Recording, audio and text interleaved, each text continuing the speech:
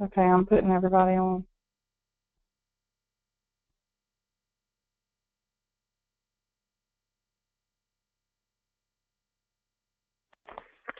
Good afternoon, everyone. This is Elaine Henry, the CEO of Advanced Hospice Management. I see that we still have a couple of minutes and we have several attendees joining us, so I'm going to give everyone maybe 2 more minutes to log in and then we'll get started.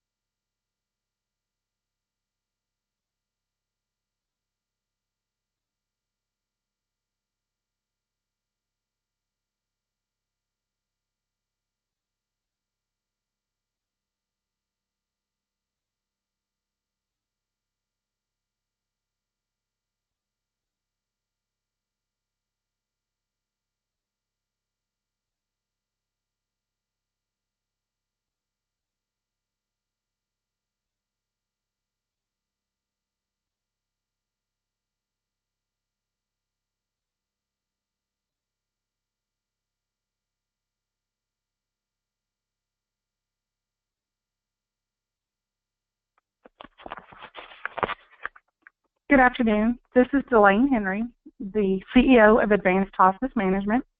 In our presentation today, we'll talk about the items that we published in our newsletter for December. Those include how the Affordable Care Act and, more importantly, the possible repeal of the Affordable Care Act will affect hospice, and also go more in depth on the OIG report regarding hospice notice of election statements and the physician statements for certificates of terminal illness.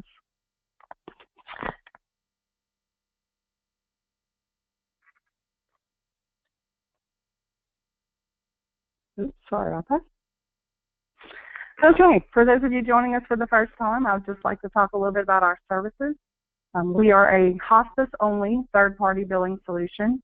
Our billers are geographically dispersed, which is great for us and for our customers, so that anything that affects any part of the country doesn't necessarily affect all of our services. So you are more than likely to have uninterrupted billing services every day of the week.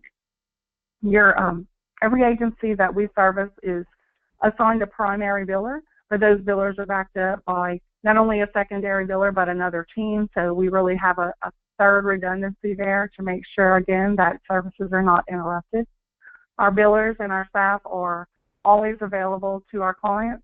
We have a 24/7 emergency hotline for those after-hours issues, so that if you cannot reach your primary biller, you can always reach someone, one of us, usually me, at the emergency hotline. The billers work in a collaborative team, and that gives us a higher level of customer service. Our education is provided continuously for all of our staff so that everyone remains up to date on the most recent billing, regulatory, and hospice rules. Obviously, we all know that they're constantly giving us new updates and guidance, so that's really important that our billers stay up to date on all of those changes. Because of our training and ongoing training, we maximize collections, and we actually have the benefit of hiring staff throughout the country, so we get to choose the best of the best, the highest trained and the most experienced billers, which in turn gives us the ultimate result of maximizing your collections. So we'll start today talking about the possible repeal of the Affordable Care Act. Now, I know that maybe we did our research and started talking about this issue prior to President-elect Trump's most recent talks about not repealing the Affordable Care Act as a whole and looking more deeply at individual aspects and what's working and what's not working. So some of this really applies to whether or not he would repeal the entire thing. I personally think that is really difficult to undo all in one swoop, so to speak, but I think that there are things we should consider as hospice providers.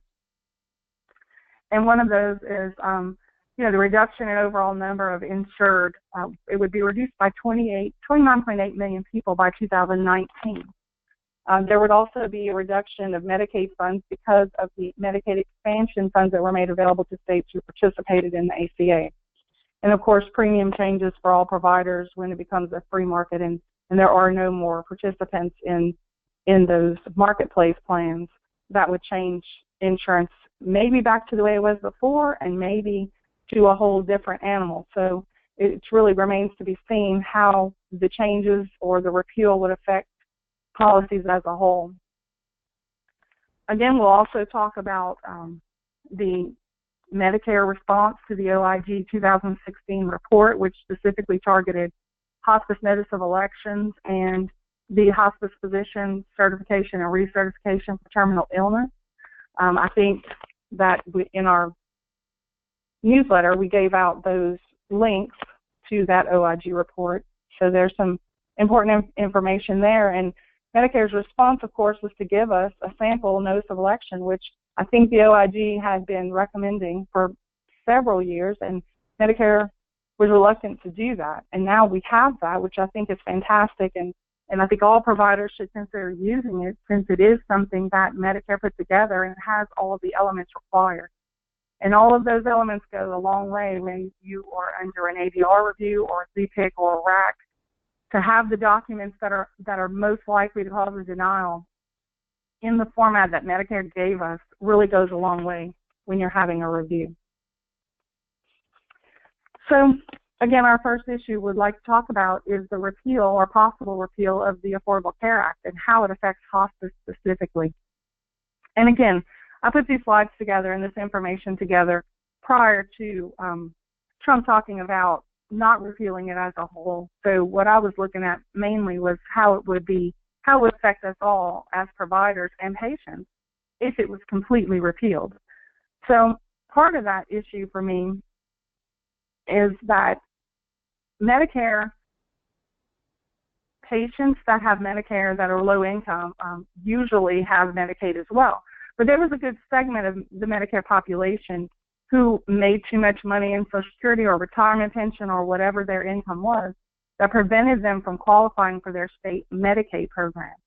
The Medicaid expansion gave those patients Medicaid coverage, and quite a few patients received that coverage who prior did not qualify.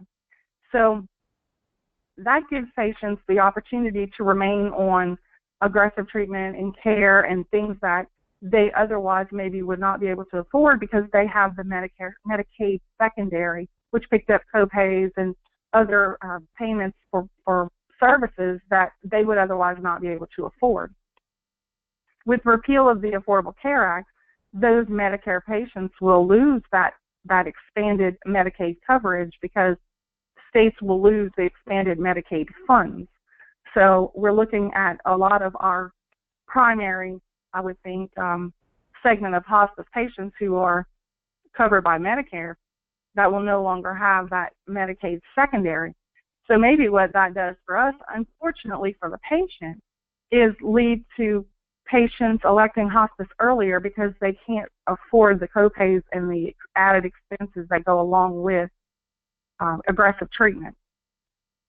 So that's really a consideration. And the proposal to combine Medicare's Part A and B has really been something that has been proposed for years and years and never gets passed, which of course I don't think anyone in hospice really feels that combining those two services really gives any benefit to our hospice patients, because the proposals that I looked at that were broken down indicated that all services would have a copay, which I know for home health and hospice has really been, a thorn in our sides that we've had this recommended and proposed through Medicare several times, and I feel like it's been a positive thing that it's never passed and made it to a final rule, because I don't think that patients in the position of needing hospice necessarily can afford a copay for those services. And although many agencies service hospice patients whether they can afford to pay or not, I think that providing those services without a copay still, of course, lends to better care for our patients and our availability to more patients. So, even though those things have been proposed before, combining and giving us all a copay definitely does not lend to more hospice care. And again, it ties back to the Medicaid coverage for patients who, right now, they have that secondary Medicaid coverage to help cover those copays, where when the Affordable Care Act, if it were to be repealed as a whole, the Medicaid expansion would go away and they lose that coverage as well. The other issue for me is that, when patients that are not Medicare have taken advantage of our Medicaid expansion funds and now are recipients of Medicaid, and that allows them to have hospice along with every other type of service covered by Medicaid. When those patients lose their Medicaid coverage, they go back to the type of care that they sought prior to having insurance, basically, which a lot of times is ER coverage for emergencies and urgent care providers, so they don't get consistent care from a particular provider, a physician, or even the same clinic all the time. So the chances of a patient that is seeking only that urgent care getting educated about hospice and learning about the services that hospice can provide is less likely. So even though they lose their Medicaid and they don't necessarily have, there are many hospices who cover patients regardless of their ability to pay. So even though that coverage or that care would be available to them, I don't think that they're aware of it. And I think the awareness goes down when patients don't have insurance coverage and when they don't use a consistent provider. Now, of course, without subsidies for those people who are just on an insurance plan provided by the marketplace, who are not Medicare or Medicaid eligible and are currently paying for a personal policy, those people without subsidies will go back to being uninsured because they can't afford the entire subsidy or the entire premium out of pocket. So losing the subsidy has a direct effect on how many patients will actually have insurance, which means that also limits the number of patients who might seek hospice care or any care because they don't have a payer. So I'm happy to hear that, that our elected administration is looking further into the parts of the Affordable Care Act that work, where they're looking to revamp this health care to, so that we don't lose coverage to so many people. Although we all know from the numbers and the premiums and how every premium across the board have increased for most people, we know that it needs work. We know that there needs to be some type of reform here. But I just hate to see the loss, especially of the expanded Medicaid monies coming into the state, because that overall helps all providers when it takes the burden off of a few, and I think it gives better continuity of care and also obviously gives hospice care availability to those patients. And I'm really interested, if you guys have opinions about this, I would love to know what you all think about how the Affordable Care Act stands now, how it affects your hospice, if it affects your hospice, and what you think will happen if it's repealed completely or repealed in part. What parts do you like and not like based on, as a provider, as a care provider, how do you feel it affects your patients? And that would be really interesting for us to know, because that's the bottom line for us. We want to provide hospice care to every patient who needs it, and we want to know how you guys have been affected by this. So please shoot me an email, send it in the questions on this webinar, because those questions get printed out at the end. And I would really love to contact you if you really have some further insight into this. We definitely want to know what you guys think. So the second issue we'll talk about is, of course, that OIG report that they put out in September. They really hammered hospice on a couple of different items, and the first being the hospice election statement. OIG contends that up to a third of these statements did not contain the information required. So Medicare has finally responded by giving us an actual certificate of terminal illness example, which is what we asked for years, and now they've finally done it. And again, I think that this is going to benefit all providers when you have an audit, because you now are certain that your form contains all of the required information, and you won't see those denials and have to go through appeals on these audits because of lacking information or having to go back and piece together the documents to get all of the required information in one place. So here's what the OIG said in their study. They said that Medicare hospice care is intended to help terminal ill beneficiaries continue life with minimal disruptions and to support beneficiaries' families and other caregivers. The two key requirements of the Medicare hospice benefit are for the beneficiary to sign an election statement and for a physician to certify the beneficiary as terminally ill. Together, the election statement and certification of terminal illness provide critical safeguards to ensure that the beneficiary understands the hospice benefit and that the physician is involved in determining whether the beneficiary is appropriate for hospice care. Now, that should tell us right there what Medicare expects. The two key requirements are the hospice notice of election and the hospice certificate of terminal illness. Now, the OIG's concern was that election statements were misleading and that physicians are sometimes not involved in care planning and they rarely see the beneficiary. The OIG has investigated numerous cases in which hospices submitted fraudulent claims for patients who were not appropriate for hospice care. This report assesses both hospice election statements and the certificates of terminal illness. Now, how they did the study, they based this on some random samples of hospice general inpatient stays, and they were looking at the certificate of terminal illness for those particular stays, and it was in 2012. So maybe there's been a lot of improvement, I would suspect, throughout hospice, but with agencies independently probably have improved their forms since 2012. We've heard a lot of feedback about this, and we've seen a lot of denials in audit situations for these particular forms. So I'm sure that there's been some improvement, but I think still we have to address this, and Medicare felt that they had to address it as well by giving us these examples. So what they found was hospice election statements lacked required information or had other vulnerabilities in more than 1/3 of GIP stays. And notably, they did not always mention, as required, that the beneficiary was waiving coverage of certain Medicare services by electing hospice care, or that hospice care is palliative rather than curative. 14% of GIP stays, the physician did not meet requirements, such as composing a narrative, and I think that narrative has been a thorn in everybody's side, when certifying, and appeared to have limited involvement in determining the beneficiary was appropriate for hospice care. So again, that narrative, I think, has come back on many audits, ZPICs and ADRs in particular, and have been considered insufficient by reviewers.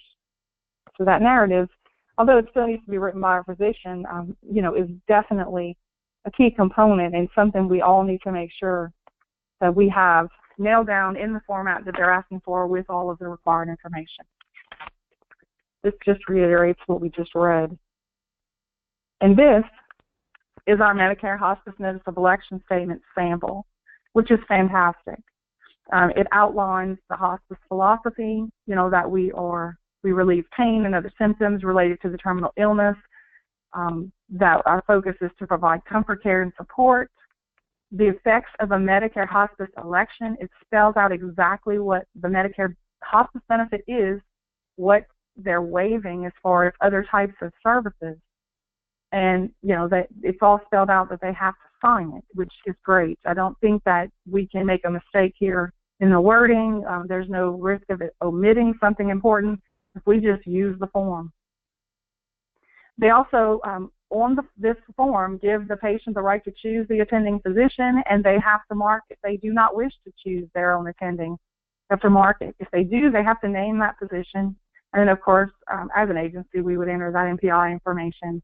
And this is great. I mean, here it all is. There's really no way to go wrong with this if we keep these forms, use them, sign them, make sure they're completed and kept in the patient record.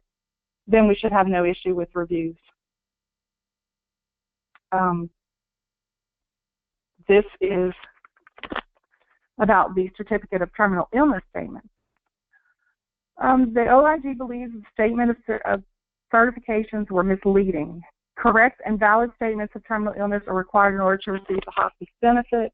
This is the MLN matters that Medicare issued to improve our documentation, and there's other guidance in the Medicare Benefits Policy Manual, Chapter 9. So the content of a written certification, including the initial and subsequent certifications, are spelled out here. We have the statement that the individual's medical prognosis is that the beneficiary's life expectancy is 6 months or less if the terminal illness runs its normal course. That's a simple statement on the certification and recertification that states that the beneficiary has a medical prognosis of 6 months or less. Then it needs to include patient-specific clinical findings and other documentation supporting a life expectancy of 6 months or less. So they're saying that the guidance says we should have specific clinical findings. So we need signs, symptoms, lab testing, weight, oral intake, anything that supports our supporting documentation to the statement. And then, of course, the physician needs to sign and date, and the benefit periods should be specified on the statement. And I think that's one of the areas that maybe people aren't necessarily putting the date span. They might put the period, if it's a hospice benefit period, 1, 2, 3, instead of actually putting the span date. So they're asking us specifically to put the span date. The other important element is the physician's signature and date. They want the physician's full signature with the date, 2-digit month, 2-digit day, 2-digit year. And if it's not legible, if the physician's signature is not legible, they want us to give them, you can print the name under the physician, or you can have an alternative signature log with the physician's name printed and a signature to prove that that is the actual physician's signature. Again, the physician should be dating these, not us. They should date it when they sign it. And then, of course, the narrative, which is important. And this gives us some examples of our narratives. If you can see the brief narrative statement, the patient, 78-year-old male with a diagnosis of stage 4 lung cancer, completed 3 rounds of chemotherapy. The cancer has metastasized to the liver and bone. Patient no longer wants to continue chemotherapy and states he wants comfort measures only.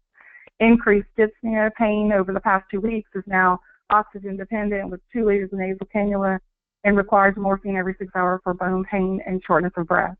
So I think that that's an ideal statement. I don't know that we always get that kind of information, but I think we do get it. I just don't think we get it as concise and as combined, I guess, with our CTI. So we need to get all that information in one place, and again, it needs to be signed and dated by the physician. So these are the things that Medicare is handing us. I mean, I look at these as gifts. It's Christmas. Here they are. We really need to make sure we're using these. And again, when speaking with a consultant that does a ton of ADR and ZPIC reviews, and she writes appeals and she has to write summary letters, and the part of those hospice charts that she finds most challenging are usually these 2 items. The CTI is not clear, or the summary for that CTI isn't complete. And that's a challenge, but you really don't want to have to try to piece those items together after you've admitted your patient and seen your patient for that benefit period, and then you get an audit. You really want to have these items in your chart and part of your regular policy and procedure and paperwork process prior to getting that review, so that it's all together in one place. I think that Medicare is telling us, hey, here's what the OIG is seeing. Here's what we're giving you to correct this issue. So it's a no-brainer. I think we should all just really focus on what they're telling us now, make sure our paperwork matches, that our documents are well-rounded and include all of these elements. And then that's just one less issue we have to face under an audit situation. I know those are really stressful, and it's difficult enough to be sure that your documentation is complete from note to note as far as your clinician documentation. I think this part should not be something we have to worry about. So we'll take advantage of those things now that we actually have written examples and things that we can follow. So that is really our entire presentation today. I would like to say that I appreciate everybody who joined us, and we do have some really great information for our January webinar, which will come out in our January newsletter. We're working on that already, and Medicare has put out some hospice-specific information since we put our newsletter together for this month, so we'll definitely be talking about those things. The OIG has also already put out the 2017 scope of work, and there are some hospice elements in that we will also discuss on our webinar in January. So please be on the lookout. I see that I don't have any questions as of right now, but if you guys have any and you want to go ahead and type those in, I'll try to answer them now, and if I can't, I'll definitely get back with you one-on-one and answer those questions. But since we have no questions, just please, again, I really appreciate everybody being here, and if you guys have any questions regarding today's presentation or anything hospice-related, billing-related, please let us know. We'll be happy to help you out in any way we can, and if I don't have the answer, I'll certainly find the answer. So again, happy holidays to everybody, Merry Christmas, and Happy New Year. I look forward to a great 2017, and if we can help anybody in the meantime, you know how to reach us. Here is my email address. Well, I can't get to that screen. Nope. Sorry, guys. Here we go. If you guys want to reach me directly, dh@hospicemgmt.com, or you can call our number, 888-737-3585. And again, I look forward to seeing you guys on our next webinar in January. We'll put that out just after our newsletter, and we'll make sure that you guys get an email giving you a date and time so everybody can sign up. And look, if anybody has any type of material that you guys would like to see us cover or talk about in depth, if you have subject matter that you would like to see us explore, please send that along. We are more than happy to look into those items. We want to provide information that you guys need, and you know, we don't want to take up your time with items maybe you already know and don't need. So whatever your issues are in hospice, we would like to know about them. So that wraps us up, and thank you guys very much again for attending, and we'll see you guys next year. Thanks. Bye-bye.